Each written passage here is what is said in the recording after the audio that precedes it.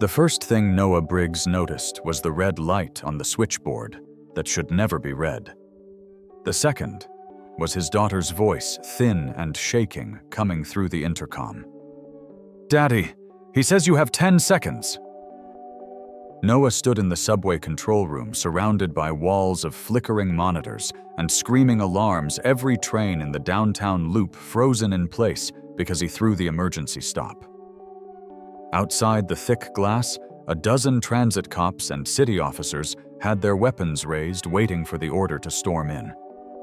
Inside with him, tied to a metal chair, was a woman in a torn blazer, blood drying on her temple, a flash drive taped to her wrist like a last-ditch insurance policy. Across the glass, the transit director leaned into the intercom mic, his smile calm and poisonous. "Delete the files, Briggs. Shut it all down, and your little girl walks out of here." The control room smelled like overheated circuitry and fear. Noah's hand hovered over the keyboard, over the evidence he'd just blasted out to anyone who might listen. Federal investigators, reporters, anyone. His other hand was clenched so tight around the old Coast Guard challenge coin in his pocket that the edges bit into his palm.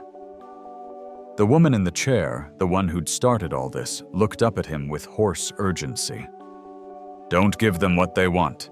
It's over for them if you stand your ground."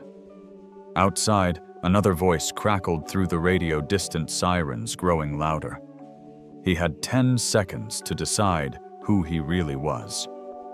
"Before I go any further, tell me where you're listening from tonight and hit that like and subscribe button if you believe courage still matters in this world." The whole thing started long before the control room and the guns and the sirens. It started on a quieter night 3 months earlier in Cleveland, Ohio. Noah Briggs was 37, the kind of man most people's eyes slid right past. He worked nights as a maintenance technician for the Cleveland Metro Rail, fixing busted signal boxes, draining flooded stairwells, and listening to the hum of empty tunnels after the last train rolled through. In the daylight, he was just Lily's dad on the school pickup line, a tall guy with oil on his boots and a tired smile. 5 years earlier, his wife Mara had died when a parking garage outside the arena collapsed on a busy Saturday afternoon. The news called it a tragic structural failure.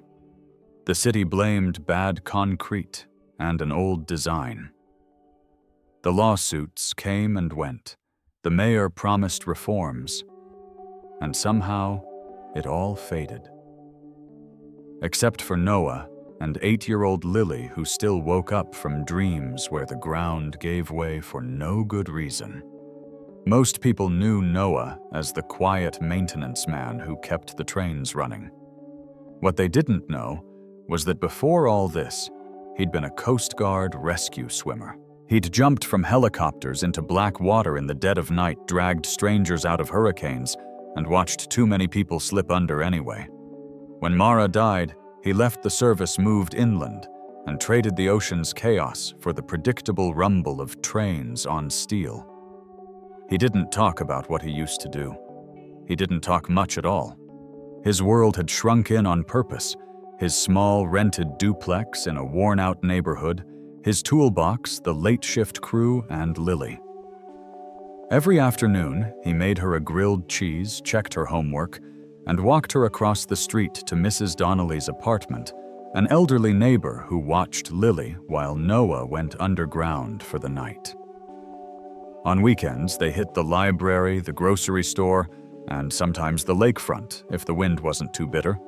He lived by a simple set of rules. Now, keep your head down, do your job right, and get home alive to tuck your kid in. That other version of himself, the one who ran toward danger, was something he kept packed away with his old uniforms in a plastic bin in the closet. The night, everything changed. The rain was coming down in sheets that turned Euclid Avenue into a river of headlights and reflections. Noah was making his rounds in the East 9th Street station after the last train had pulled out just him. The echo of his footsteps and the steady drip of water where it shouldn't be. He was halfway down the platform with a flashlight in one hand and a wrench in the other when he heard it. Not the usual clatter of a rat or the distant grind of brakes. Running, pounding footsteps on tile, heavy breathing. And then a woman's voice, sharp with panic from the far end of the empty platform. "Hey, please, don't call transit command. Just help me hide." Noah swung his light around. A woman in a soaked blazer and sneakers stumbled into the beam, clutching a messenger bag to her chest, eyes wild. Behind her, up at the street entrance, he saw the silhouettes of two transit officers in dark uniforms shouldering their way through the turnstiles, radios crackling. In that moment, with rainwater pooling on the yellow safety line and the last echoes of the city fading overhead, Noah's quiet, carefully controlled life met something he thought he'd left behind, the sound of someone running for their life, and the knowledge that if he stepped in, nothing would ever be simple again. Noah didn't answer the woman at first. He just lifted the beam of his flashlight, taking in the frantic rise and fall of her chest. The tremor in her hands, the way her eyes kept darting toward the stairwell, where the two silhouettes were forcing their way past the turnstiles. The messenger bag she clutched wasn't the kind people used for laptops or lunch. It was thick, heavy, strapped tight against her body, like something inside it mattered more than her own safety. She looked like she'd run a mile in the rain, hair plastered to her face, blazer soaked through sneakers splashing against the tile. That desperate whisper again, "Please, just hide me." He didn't have time to ask questions. Some old instinct, the one he'd spent years trying to bury, rose up like a reflex. He jerked his chin toward the maintenance corridor. "This way." She sprinted past him and he killed the flashlight, letting darkness swallow the platform as the officers reached the bottom of the stairs. "Transit check," one of them barked. "We saw someone come down here. Anyone run past you?" Noah stood with his hands resting on his tool belt posture. Easy, half bored. "Just rats," he said. "Busy night for them." They brushed past him like he was invisible, like every maintenance worker was just part of the furniture. His pulse stayed steady, but in his stomach something twisted hard. He waited until their footsteps faded down the far end of the tunnel, then slipped into the corridor where the woman was crouched behind a storage locker trying to catch her breath. "Thanks," she whispered. I didn't know where else to go." "We need to get you topside," Noah said. "And away from them." Her fingers dug into the strap of her bag. "I can't go home. I can't go to a hospital. And I definitely can't go to the transit police." He wasn't ready for the next thing she said. "They're the ones trying to kill me." By sunrise, the storm had passed, but the city felt heavier, like the clouds had left something behind. Noah slept for 2 hours after getting off shift, then woke to the smell of toast burning. Lily had climbed onto the counter to reach the toaster, her hair a tangled halo, her pajama bottoms inside out. "You forgot to defrost the bread," he said gently. "You forgot to get more cereal," she shot back, crossing her arms. Her eyes softened a moment later. "You look tired, Daddy." "I'll be fine." He always has said that. It was as close to lying as he allowed himself. He made her another breakfast unburned this time and walked her across the hall to Mrs. Donnelly's, who fussed over him like she always did. "You need rest, Noah. You look worn down to the bones." "Just another long night," he said. But the truth was sitting heavy in his mind, the soaked woman from the platform, who'd given only a first name, Tessa, before bolting in the opposite direction of the officers, supposedly chasing her for questioning. He'd watched her disappear into the morning rain, the messenger bag tight to her chest, and something about that bag haunted him. He tried to shove it all out of his mind as he headed to the transit yard for the safety briefing. But the mistreatment started almost immediately. "You hear about the Briggs problem?" someone muttered. Noah stopped just inside the locker room doorway. 3 transit officers stood by the bulletin board, voices low, but not low enough. "Yeah," another said. "Night shift maintenance guy, right?" Real quiet. "I heard he interfered with a pursuit last night." A shrug. "He's a blue-collar tech. Probably panicked. They're not trained for anything real. Management said they're reviewing the footage. Might write him up. Maybe suspend him." Noah didn't react. He kept walking to his locker, spun the combination and stared at the reflective vest hanging inside. He'd been on the job for 4 years and never once had a complaint filed about him. Now, without even being asked what happened, his integrity was already being weighed and measured by people who barely knew his name. Transit officers didn't respect maintenance workers. That wasn't new, but today the contempt had a sharper edge. When he stepped into the yard office, the shift supervisor, Cal Hendry, didn't even look up from his desk. "Heard you were real busy last night," Hendry grunted. "Command wants you to write a statement. Don't know why. Probably just cleaning up after some screw-up." Noah kept his voice level. "What am I being accused of?" Hendry finally looked up. His eyes were flat and dismissive. "Nobody's accusing you of anything, Briggs. Relax. Just give them what they want," which is a statement that you didn't see anything unusual. Noah kept still. The room felt too quiet. "But I did." Hendry's jaw twitched. "Then don't get creative," he snapped. "Just write what keeps your job safe." For the first time in months, Noah felt the faint stirrings of the man he used to be.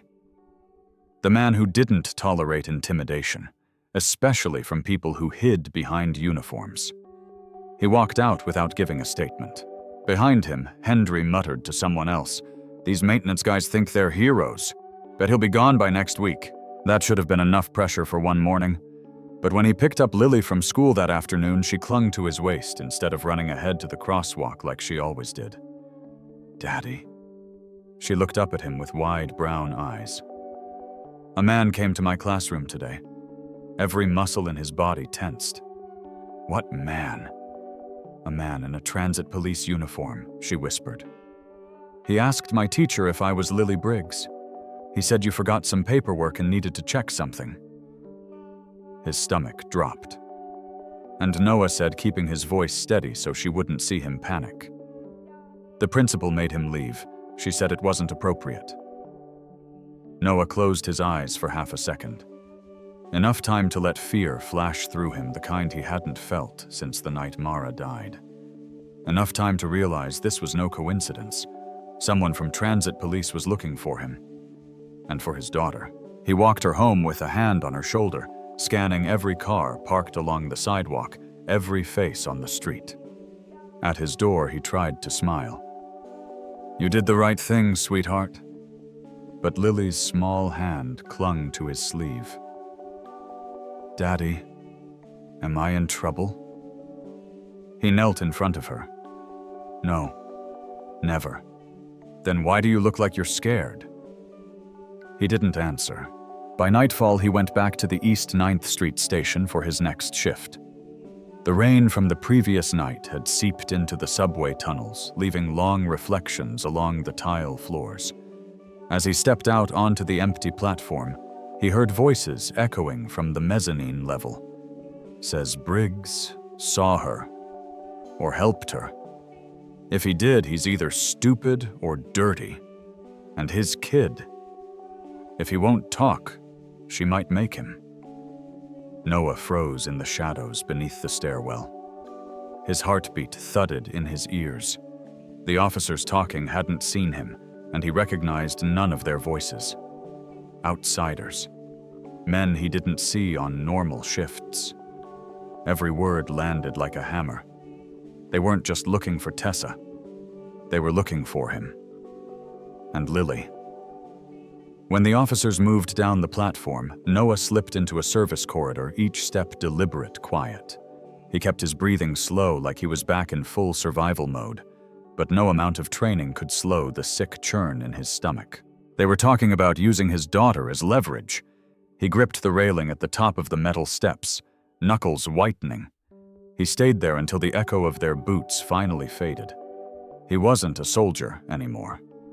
He wasn't supposed to be dealing with threats, conspiracies, or men willing to hurt a child. He was supposed to be tightening bolts on signal boxes and making sure escalators didn't jam. He leaned forward, resting his forearms on the railing, staring down at the silent tracks.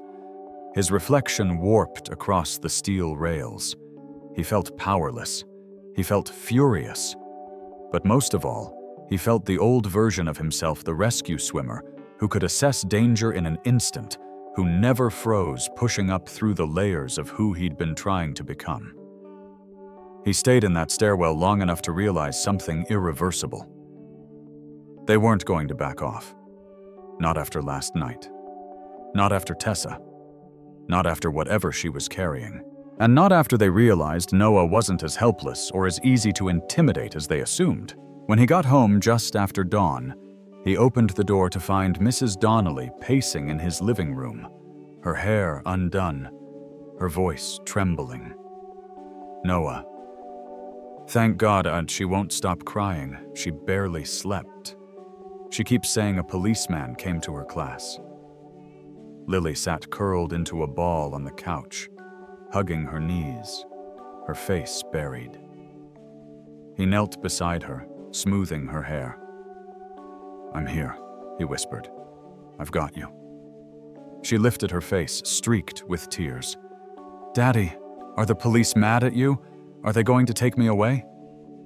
He felt something inside him break. A quiet snap. The system that failed his wife was now terrifying his daughter. He held her until her shaking stopped, and she finally fell asleep with her head on his lap. Mrs. Donnelly stood by the doorway, wringing her hands. Noah, she whispered, you need to tell someone. This isn't normal. He looked down at Lily, small, tired, trusting, and knew she felt the pressure he'd been trying to shield her from. Something big was coming. Something he could no longer outrun. As he carried Lily to her bed, one truth settled cold and clear inside his chest. Whatever Tessa had been running from had now reached his doorstep. And the storm he thought he'd left behind was just starting to gather again. The storm didn't arrive with rain this time. It arrived with silence. The kind of silence that tells a man he's already too late. Noah Briggs stepped out of the elevator onto the concourse level of Lakeside Station just before midnight. The place should have been bustling late-shift commuters, service crews, tired security guards sipping burnt coffee. Instead, every storefront gate was pulled down, every bench empty, every echo stretching too far. He felt the wrongness immediately, like stepping into a room moments after a fight. He headed toward the booth where the overnight dispatcher usually sat. The glass window was shattered inward. Papers littered the floor. A radio buzzed with static. Then he heard it. A muffled cry. High-thin. A child's voice. His heart detonated in his chest. He followed the sound through the emergency stairwell, boots thudding on concrete steps, slick with spilled water. He paused at the bottom hand, braced on the railing, breath tight. And then he pushed the door open. The entire platform glowed under emergency lighting, pale blue strips along the floor, red bulbs flickering overhead. And at the far end, near the edge of track 2, stood 3 transit officers in dark tactical gear. One held a flashlight. One held a taser.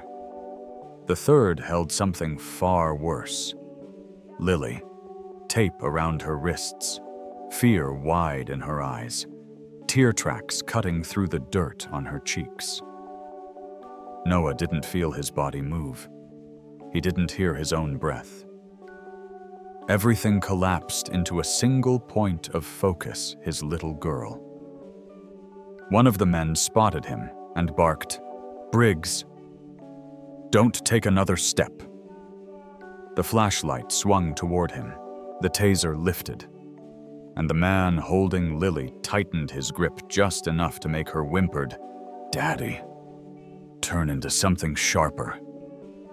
Noah raised both hands, palms out, slow and steady. "What are you doing?" His voice echoed across the empty platform. "She's 8. She's a kid. She's leverage," the man said flatly. "If you'd cooperated 3 nights ago, none of this would be happening. You saw something you shouldn't have. Officers pursuing a suspect. You interfered. Now command needs to confirm you didn't get any ideas." The man with the taser stepped forward. "Where's the woman? The one you helped escape, Tessa? The messenger bag? The chase through the station?" And suddenly, Noah understood what this was really about. Not a pursuit, not a misunderstanding, a cover-up. Someone wanted a witness silenced. He kept his voice calm. "She didn't tell me anything. She ran in here scared out of her mind. I pointed her toward the exit. I don't know where she went. It wasn't the truth. But the truth wouldn't save his daughter." One officer lifted a tablet. "You think we don't have footage? You guided her down the maintenance corridor. She disappeared from every camera after that, which means you hid her." Noah stayed still. Let them talk. Let them think they were in control. But inside him, something old and familiar unspooled the instinct that used to wake him when a swimmer was going under the pulse that hit his blood, when a helicopter crew chief shouted "deploy," and he leapt into dark water without thinking twice. He counted the men, measured the distance, tracked the angle of Lily's captor's grip, watched the way his weight shifted when she squirmed. He knew he couldn't fight all 3. But he didn't need to fight all 3. He needed one clean opening. Then a new sound cut through the air, a soft, urgent whisper behind him, "Noah." He didn't turn. He didn't breathe. Tessa stepped out of the shadow behind a vending machine alcove. She looked worse than when he'd last seen her bruised, limping clothes torn, but her eyes were sharp burning. The messenger bag was still strapped across her chest. The officers froze. "You, the man with the taser," snarled. "You should be dead." "You've tried," she said, voice steady. "But I've got something you didn't plan on." She lifted her hand. A small metal object glinted under the emergency light. A remote. The officers tensed. "What the hell is that?" She pressed the button, and the platform erupted. Not with explosives, not with violence, with sound. A deafening alarm blasted from every speaker in the station, a piercing evacuation signal designed to override every other system. The platform lights strobed. Emergency signs flipped. The electrified third rail shut down automatically. The officers flinched, disoriented, raising their hands to their ears. Noah moved. He wasn't 20 anymore. He wasn't in a wetsuit or jumping from a helicopter. But muscle memory is a stubborn thing. He sprinted forward, vaulted over a bench, and in the strobe-lit chaos, grabbed the officer holding Lily. The man jerked in surprise, tightening his grip reflexively long enough for Noah to clamp his hands on the man's elbow and wrist and twist. The joint popped. The officer howled. Lily dropped to her knees and scrambled free. "Run to Tessa!" Noah shouted. She ran blindly, crying, but running. Tessa pulled her close with one arm and shielded her behind a column. The other 2 officers regrouped fast. One lunged at Noah with the taser. Noah ducked. The darts fired past his shoulder. The second man tackled him from the side, slamming him into the tiled floor. Air blasted from Noah's lungs. His ears rang. His ribs screamed. The taser officer reeled the wires back in, resetting for another shot. "You should have kept your head down, Briggs," he snarled. "You're not Coast Guard anymore. You're nothing." Noah blinked, sweat and blood from his eyes. They thought he was nothing. They thought a father watching his child held hostage would break. They thought wrong. He rolled, using the weight of the second officer against him, and kicked upward. The man stumbled. Noah surged up, grabbed his vest, and drove a fist into his throat enough to stun him, not kill. He collapsed, gasping. The taser officer stepped forward again, but this time Noah closed the distance before the taser finished cycling. He grabbed the man's wrist, twisted the device free, and slammed him backward into the pillar hard enough to make him drop. The last officer, the one whose arm Noah had wrenched earlier, scrambled toward the exit, clutching his injured limb. Then a fifth voice cut through the sirens. "Freeze!" Noah spun around. At the top of the stairs, 4 men in dark uniforms rushed down transit authority directors. Not police, not security, executives. And behind them, a man in a suit so sharp it looked like it could cut glass. Director Malcolm Royce, the one who ran the entire metro rail system, the one who'd signed the denial letters after the garage collapse that killed Mara, the one who said the city had no liability, the one Noah had never forgiven. Royce looked at the downed officers, at Noah, at Lily, trembling in Tessa's arms. And he smiled. A thin, humorless, practiced smile. "Well," he said, stepping onto the platform. "This is a mess." Tessa stepped forward. She held Lily close, but her voice was fierce. "You tried to erase me. You tried to erase her too. And you would have erased him if he hadn't fought back." Royce tilted his head. "And who exactly do you think is going to believe your story?" Tessa unzipped the messenger bag. Inside were documents, flash drives, photos, all the things she'd gathered in secret. Proof of safety shortcuts, bribes, falsified reports, and the collapse that killed a woman named Mara Briggs 5 years earlier. Proof that the accident Noah mourned was no accident at all. Royce's smile vanished. "You don't have a clue what you're playing with," he hissed. Noah stepped between Royce and his daughter. "I'm done being quiet," he said. "I'm done pretending not to see." The 2 directors flanking Royce raised pistols. Tessa shoved Lily behind a bench. "Get down." Noah's mind entered a strange calm, the same calm he used to feel seconds before, hitting black water in a storm. He didn't have a weapon. He didn't have backup. He had 3 things. A broken piece of railing within reach, the memory of Mara's laugh echoing through a garage that no longer existed, and the weight of his daughter's terrified eyes calling him to stand up one more time. The men fired. Noah dove sideways, rolled behind a column, grabbed the broken railing and flung it with every ounce of strength in his shoulder. It struck one director in the wrist. His gun clattered across the tile. The other director hesitated just long enough for Tessa to slam her knee into his chest and rip the pistol from his grip. The shot she fired shattered the light above Royce's head, sending sparks raining down like a broken constellation. Royce stumbled backward, coat smoldering. "Get away from my daughter," Noah warned. The station filled with echoes, sirens, boots, chaos, and then the distant thunder of another response team approaching from the tunnels.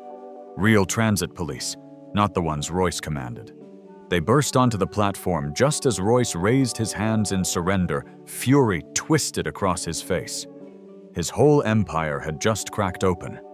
Not because of Tessa alone, not because of the documents, but because one maintenance technician, a man who'd tried desperately to leave heroism buried, chose the moment that mattered most. Because he ran toward danger when everyone else ran away. They cuffed Royce. They cuffed the corrupt officers. They secured the platform and took statements. But the moment that mattered had already happened. Lily ran to her father, sobbing into his shirt, tiny hands clutching him as if afraid he'd vanish. Tessa watched them with bruised eyes and a shaking breath. "You saved us," she whispered. Noah held his daughter tighter. "No," he said softly. "I did what any father would do." But he knew that wasn't true. Not every father leaps into deep water. Not every father faces down armed men. Not every father carries fear like a shield instead of a chain. Some do. And in that dirty, flickering station, surrounded by the wreckage of corruption and the aftermath of violence, everyone present understood exactly who Noah Briggs was, not a quiet technician. Not a file number in a forgotten case. Not a widower trying to stay invisible. A hero. The kind no one saw coming until the moment courage mattered most. The noise settled slowly like dust in a room after an explosion. Emergency lights flickered themselves back into steady beams. Radios crackled with real commands. Authoritative controlled nothing like the frantic whispers from the men who had just tried to take a child hostage. And on the platform floor, handcuffed and trembling with rage, Malcolm Royce knelt between two officers who couldn't quite meet each other's eyes. Lily clung to Noah's chest, her small arms locked around his neck, as if afraid the world might try to take her again. Tessa stood nearby, breathing hard, bruises darkening across her jaw and collarbone. A medic approached her with a kit, then paused when she held up a hand she wasn't ready yet. Everyone seemed to orbit Noah without stepping too close, as if the air around him was charged. They watched him not with suspicion now, but with something closer to awe. Men and women who had walked past him for years without learning his name. A real transit sergeant uniform, crisp voice controlled, approached cautiously. "Sir, Mr. Briggs, we're going to need statements. Medical check for the child, and for you." Noah nodded but didn't loosen his hold on Lily. She was shaking against him. He smoothed her hair gently, whispering an old phrase he'd whispered to her after nightmares. "I've got you. Nothing's happening to you." The sergeant swallowed. "What you did down here, I've never seen anything like that from a civilian." Tessa huffed one corner of her mouth, lifting despite the pain. "That's because he's not exactly a civilian." Noah stiffened. He hadn't told anyone here who he used to be. He hadn't told anyone anywhere.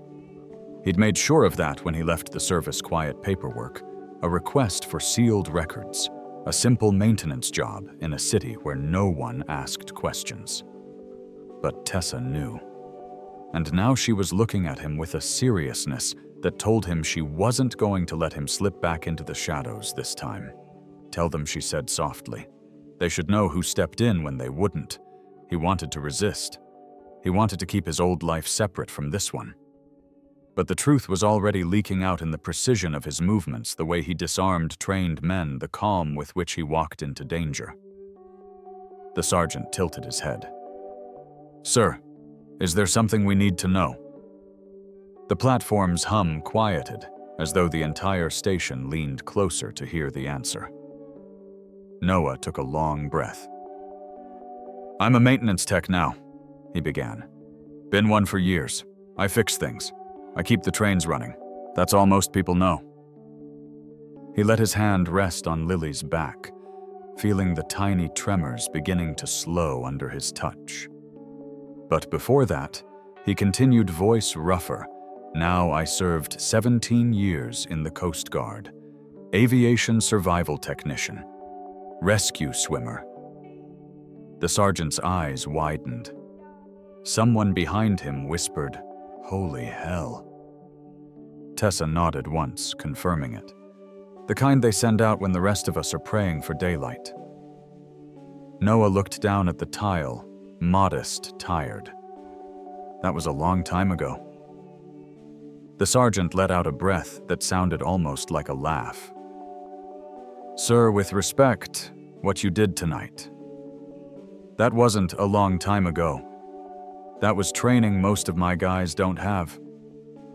One of the younger officers, barely 30, approached with hesitant shame in his eyes.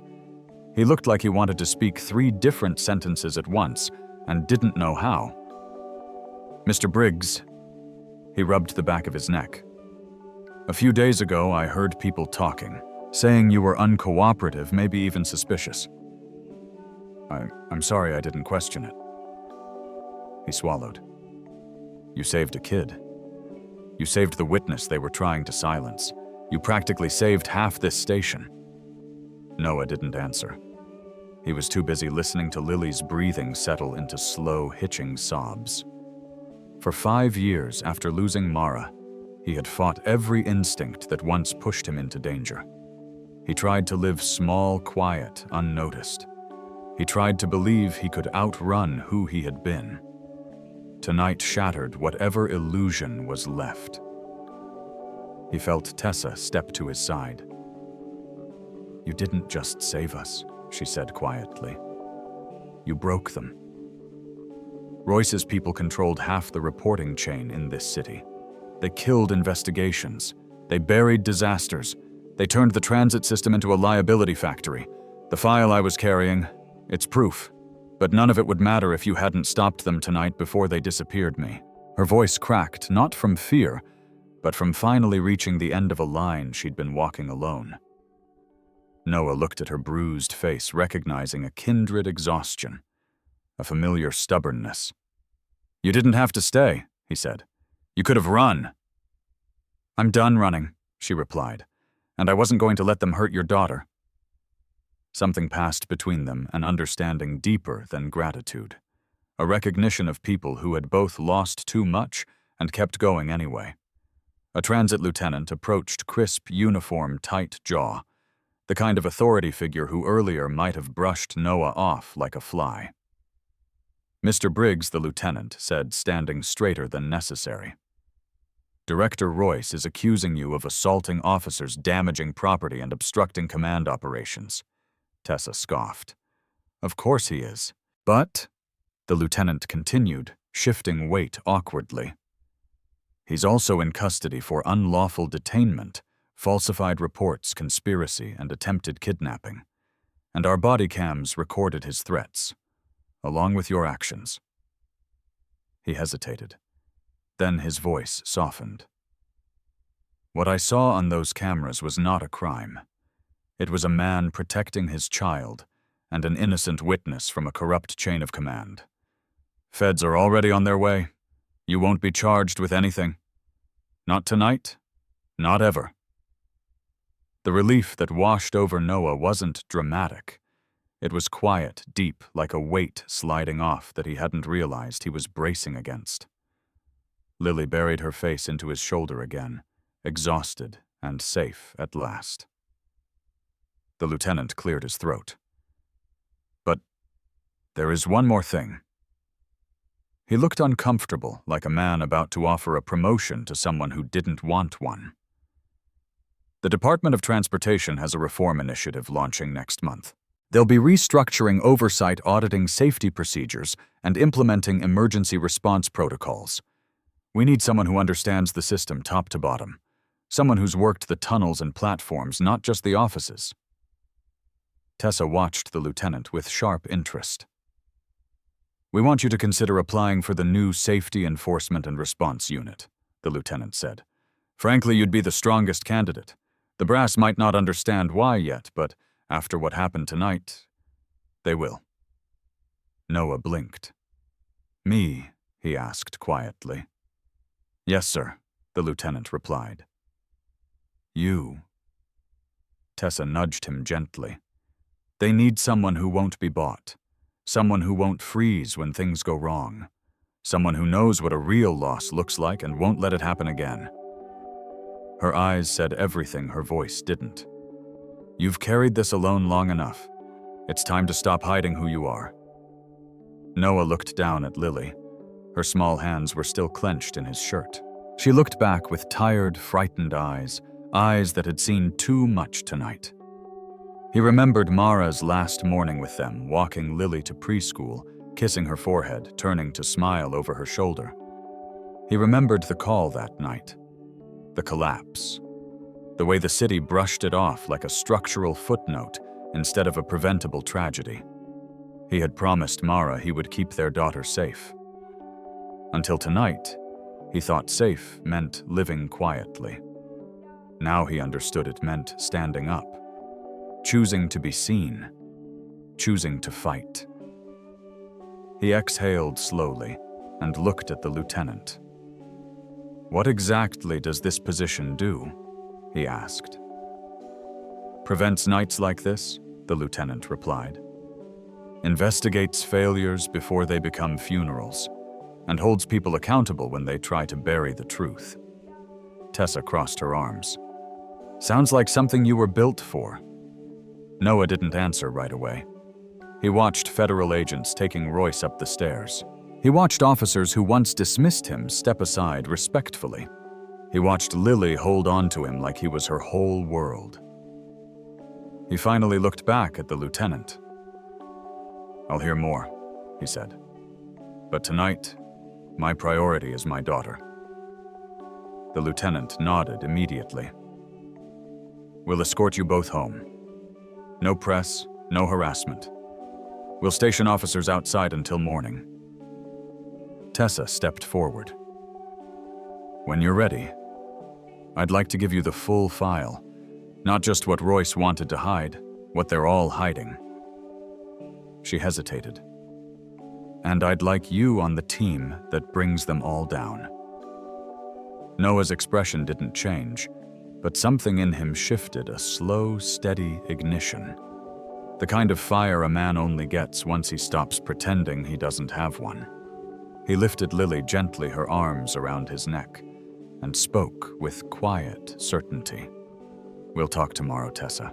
He turned toward the stairwell where real officers, honest ones, were waiting to escort them out of the nightmare the station had become. But before he reached the first step, Tessa called out softly. "Noah." He paused. "You were right," she said. "You fix things."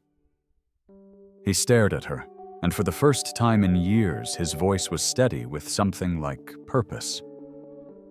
"Not enough," he said, "but maybe that changes now." And as he carried his daughter up toward the street, toward clean air, toward the flashing lights of federal cruisers, toward a future he never expected, Noah Briggs felt the ground shift beneath him. Not collapsing, rising. A new beginning waiting at the top of those concrete steps. The street outside Lakeside Station was washed clean by the night's storm. Police cruisers and federal vehicles lined the curb, their lights turning the wet pavement into streaks of blue and red. But the chaos had quieted. Reporters were blocked off behind barricades. Royce was already en route to federal holding. And for the first time since the nightmare began, no one was trying to take Noah's daughter from him. Lily slept against his shoulder as he stepped out into the cold air. An officer, one who had barely looked at him earlier that week, opened the back door of a cruiser and spoke gently. "We'll get you home safe, Mr. Briggs. You've got our respect, all of it." Another officer, older gray at the temples, took off his hat. "Your wife? I read her file. That collapse wasn't your fault, and it wasn't hers. I'm sorry for what the city let happen. It was the first apology from an official source he'd heard in 5 years." Noah didn't say anything, couldn't, but he nodded once. It was enough. Tessa approached before the doors closed. She looked steadier than she had an hour earlier, though exhaustion still clung to her. "I'll call tomorrow," she said. "We've got work to do, and I meant what I said. I want you there when the rest of them fall." He gave a tired, grateful smile. One step at a time. The cruiser pulled away, and as they drove through the sleeping city, Noah watched the skyline slide by. The old version of him, the man hiding under the weight of loss, seemed to drift with the reflections on the window. By the time they reached his block, that man felt farther away than he'd ever been. 2 weeks passed in a blur of statements, interviews, and hearings. Federal agents uncovered a wide-ranging network of falsified reports, bribes, and suppressed safety audits stretching back years. Royce's leadership team folded quick once the evidence hit daylight. Some were arrested. Some resigned with faces pale as chalk. The transit officers who'd threatened Lily were charged with kidnapping and conspiracy. It made headlines for days. Noah kept showing up for interviews wearing the same work boots and maintenance jacket he'd worn for years. But people didn't look past him anymore. Eyes lifted when he entered the room. Voices softened. Thank yous came from directions he never expected: dispatchers, medics, even a few transit cops who'd once brushed him off. One afternoon, the lieutenant from the platform stopped by the garage. "Mr. Briggs," he said, standing in the doorway with a folder under one arm. "We're ready for you, if you still want the job." Inside the folder was a formal offer: Senior Investigator, Transit Safety Enforcement and Response Unit. A position built from the ground up with federal oversight. A real chance to fix what had been broken long before he ever picked up a wrench in Cleveland. He ran his thumb along the paper. "This'll mean long nights, dangerous situations." The lieutenant nodded. "Yes, sir. But you're suited for it better than anyone on the list."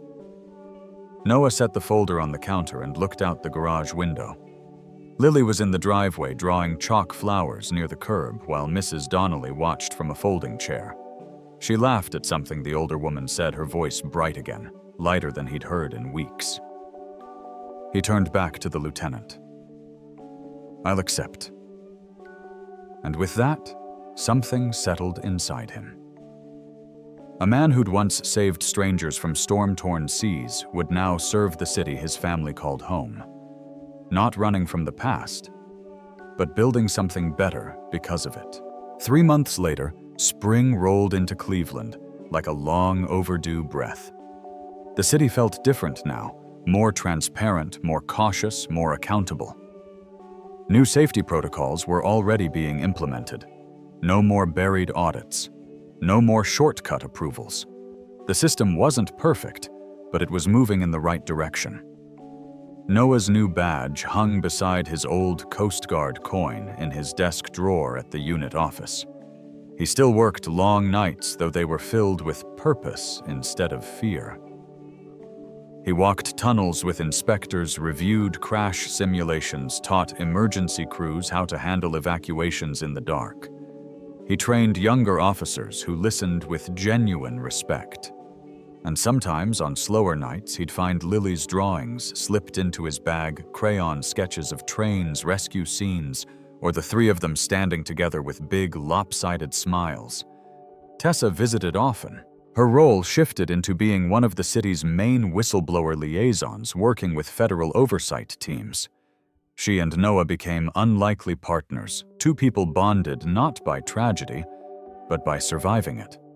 One warm Saturday, the city held a quiet ceremony on the steps of the Transit Administration building. No speeches, no press frenzy, just a small gathering of workers, investigators, and officers who'd helped rebuild trust. The new transit commissioner, an earnest woman with tired eyes, called Noah forward. When the city needed someone to step in, she said it wasn't a politician or a chief. It was a father, a technician, and a man who remembered what honor meant when others forgot. She handed him a medal etched with the words, "Service beyond duty." Noah didn't say much. He never did. But Lily climbed up onto the steps and grabbed his hand, lifting it in the air, like a tiny referee calling a victory. He laughed, and for the first time in years it reached his eyes. That night, as the sun dipped behind the lake, Noah stood outside his duplex, watching Lily ride her scooter in small circles. Mrs. Donnelly waved from her balcony. Tessa leaned against his porch railing, her hair pulled back, her expression soft, but thoughtful. "You know," she said, "you didn't have to step into all this. You didn't owe the city anything." "No," Noah replied. But I owe her everything." Lily's laughter echoed across the yard, bright and alive. He rested his hands on the railing, taking in the quiet. "Storms don't care who they hit," he said, "but it means something choosing who you'll be when the sky clears." Tessa nodded slowly. "You chose right." For a long moment, the world around them seemed still. The kind of still that comes not from empty streets, but from peace finally earned. And as the porch light flickered on, casting a warm glow across the dusk, Noah Briggs knew the truth. Some people rebuild trains, some rebuild tunnels, and some rebuild trust in a place that desperately needs it. But the rare ones, the ones who weather the storm, protect the innocent and refuse to look away. They rebuild hope, one quiet, steady night at a time.